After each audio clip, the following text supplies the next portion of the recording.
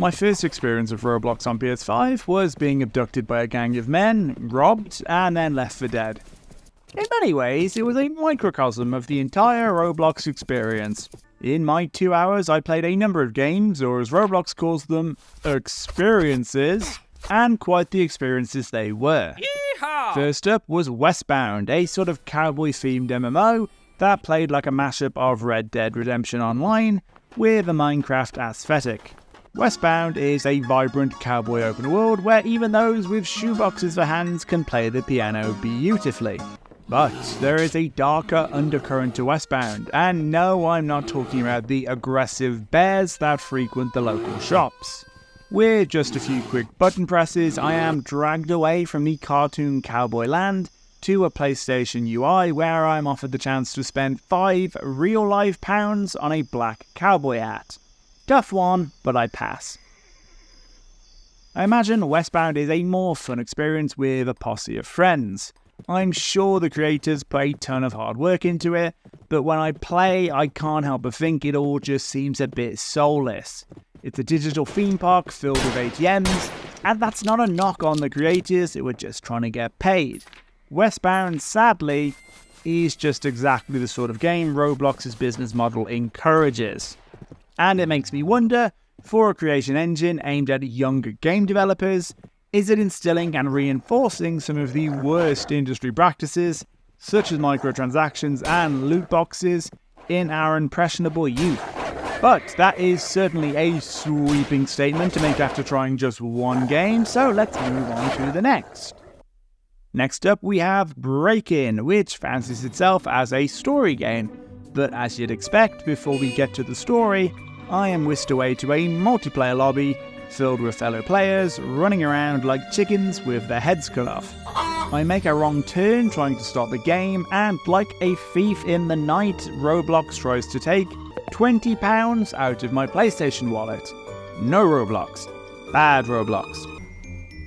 So the gist of Breakin is you have moved into a new house with about 20 other people, an experience known in the UK as the cost of living crisis. You're encouraged to explore the house and hang out with the other, players, but things take a sinister turn when a series of break-ins start to occur. This is not a drill. Masked men who are apparently big fans of the film series The Purge, who try to beat your ass to death with crowbars. Hanging out and cracking wise makes way for desperately trying to board up your house in preparation for these nightly invasions. Now, the idea of an interactive story being shared over multiplayer with a group of people is pretty novel. I'm actually kind of interested to see where this one goes. I wonder if the house is some sort of...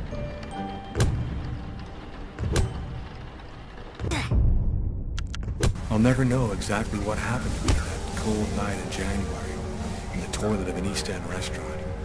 The user interface in Roblox is so hilariously awful, I feel really bad for giving Media Molecule so much grief for theirs, when after over 15 years and harvesting billions of dollars, this is the best Roblox could do. The whole thing is creepily silent with absolutely no sound indicators or background music. Considering a legion of children built the rest of the Roblox empire, this comes across as particularly cheap and lazy, and means discoverability for your average Roblox creator is basically non-existent. Roblox is gonna Roblox, so naturally you can pay money to try and get more eyes on your games, but when you compare that to Media Molecule's approach in Dreams, which was to hire a curation and editorial team and have live tiles and subgenres.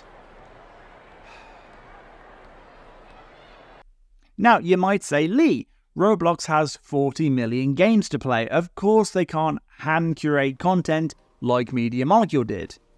Well, not only does the Roblox homepage only show off like 100 of the boasted 40 million games Roblox has to offer, but there is a very pitiful selection of subcategories to narrow things down, one of which is most profitable, which, yeah.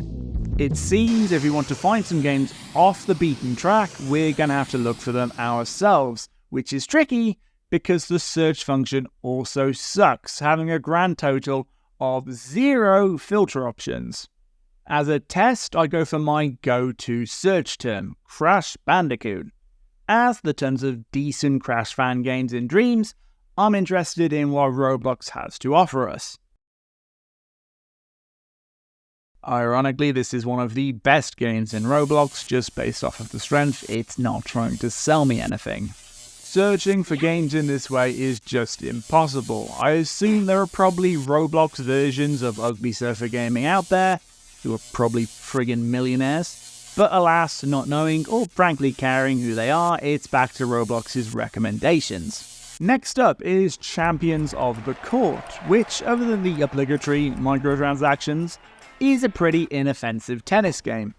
Honestly, beating what was probably an 8-year-old in a game of tennis was probably the highlight of my evening playing Roblox. But even that was spoiled when I bumped into a child cosplaying as Boris Johnson. My disappointment was immeasurable, and my day was ruined. The only time in 2 hours I got even a sliver of the joy I get playing Dreams was when I gave one of the levels in a game called Short Creepy Stories ago. Nightmare Next Door is a single-player horror game that broke away from Roblox's blocky aesthetic, and for the first time felt like I was playing an actual indie game, rather than a customizable MMO palette swap designed to hoover up my money.